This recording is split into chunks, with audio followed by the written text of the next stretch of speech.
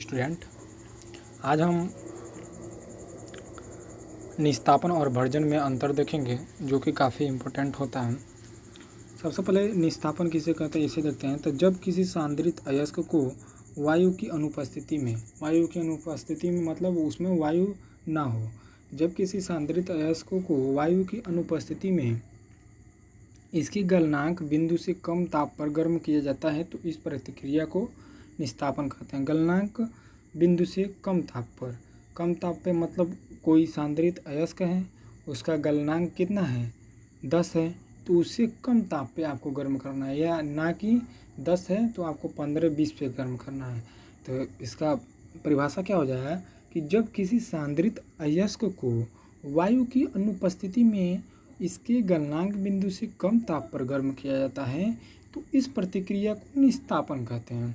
निस्तापन का अब आपको क्या करना है, इसका निस्तापन विधि द्वारा ऑक्साइड हाइड्रोजन या कार्बोनेट अयस्कों को धातु अयस्क में परिवर्तन किया जाता है। जो हाइड्रो ऑक्साइड या कार्बन है उनके उसमें कुछ अशुद्धियाँ पाई जाती है। अशुद्धियों को किस रूप में, तो निस्तापन के द्वारा हम उन्हें शुद्ध कर सकते हैं। निस्तापन प्रक्रिया के समय अयस्क में उपस्थित नमी और वाष्पशील अशुद्धियाँ भी ऊष्मा द्वारा हट जाती हैं।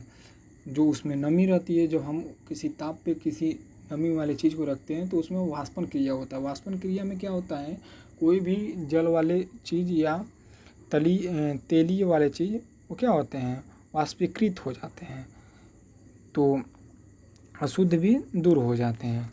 ठीक है। निस्तापन प्रतिक्रिया में कार्बनिक पदार्थों की अशुद्धियाँ भी नष्ट हो जाती हैं तथा परिणाम हम आपको क्या करना है, केवल निस्तापन की परिभाषा और एक उदाहरण आपसे पूछा जाता है। तो उदाहरण में क्या लिख देना है, ZnCO3 को जब प्रतिक्रिया करते हैं, निस्तापन क्रिया कराते हैं तो ZnO + CO2 बन जाता है। भर्जन में अंतर क्या है, भर्जन का अंतर देख लेते हैं।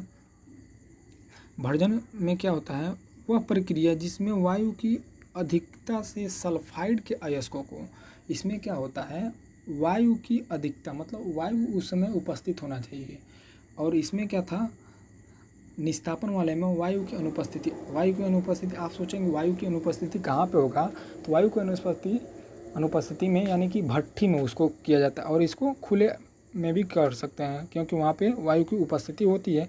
और सल्फाइड अयस्कों को गलनांक से अधिक ताप पे गर्म करने पे उनके ऑक्साइड में बदलने की प्रक्रिया को क्या कहते हैं, भर्जन कहते हैं। भर्जन में अब दोनों का जो मिक्सचर बनता है, मिक्स में बनता है, उसे 3 पॉइंट देख लेते हैं, निस्तापन और भर्जन।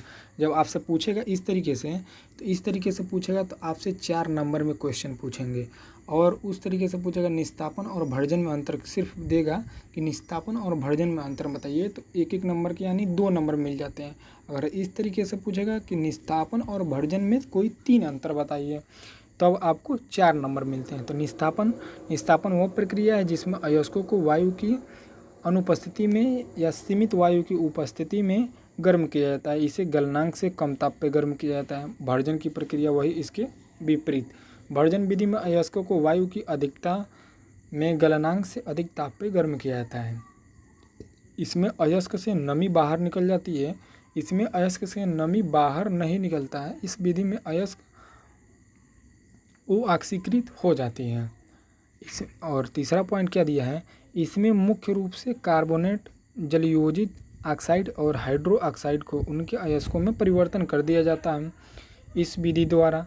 मतलब आप समझ सकते हैं कि केवल कार्बन, ऑक्सीजन और हाइड्रो ऑक्साइड, इन्हीं तीनों को ही केवल आपको क्या करना है, निस्तापन क्रिया से उसे शुद्ध किया जा सकता है, और अन्य किसी को निस्तापन क्रिया से शुद्ध नहीं किया जाता। इस विधि द्वारा मुख्य रूप से सल्फाइड अयस्क को उनके ऑक्साइड में परिवर्तन कर दिया जाता है, इसमें केवल सल्फाइड को। निस्तापन प्रतिक्रिया में कार्बन डाइऑक्साइड बाहर निकल जाती है। भर्जन प्रतिक्रिया के दौरान विषाक्त धातु और अम्लीय यौगिक बाहर निकल जाते हैं। तो हमने क्या क्या सीखे, हमने सीखा कि निस्तापन और भर्जन में क्या क्या अंतर होते हैं, इन अंतरों से पूछे जाने वाले कितने प्रश्न होते हैं और कितने मार्क्स मिलते हैं। तो आज की वीडियो में बस इतना ही।